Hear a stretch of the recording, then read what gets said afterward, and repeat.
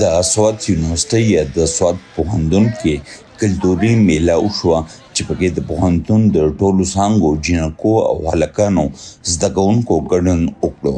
د میله کې بېلابېل خوراکي او غیر خوراکي سټالونه لګولی شوي.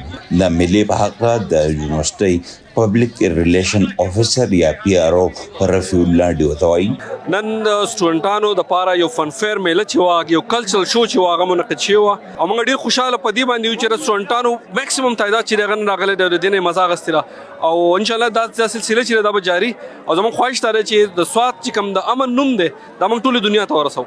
میله کې د پښتنو او خاص کر د سوات ځانګړي خوراکونو سټالونه هم لګولی شوي وو چې زده کوونکو پکې د سوات ځانګړي وریجې چې ورته ورجلې ویلې کېږي ډېرې خوښې کړې.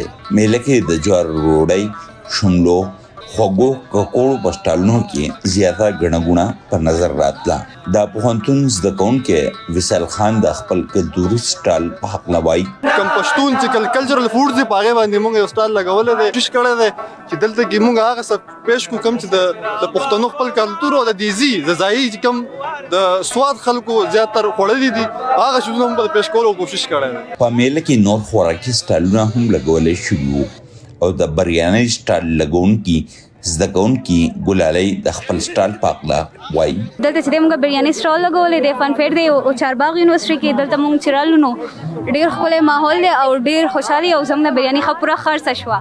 د میله کې د سوات د سلامپور کلي جوړېدونکي څادرو، واسکټو او پګورونو سټالونه هم لګولی شوي وو چې زده کوونکو پکې ډېره خریداري وکړه. میله کې د ټنګ ډکور هم وشو او یو زده کوونکي پکې پر رباب دا ګانا وویله.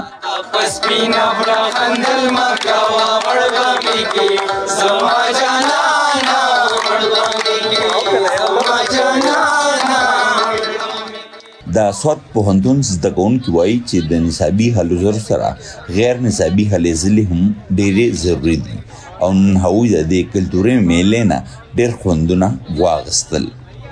فیاض ظفر، وایس آف امریکا، ډیوا، سوات.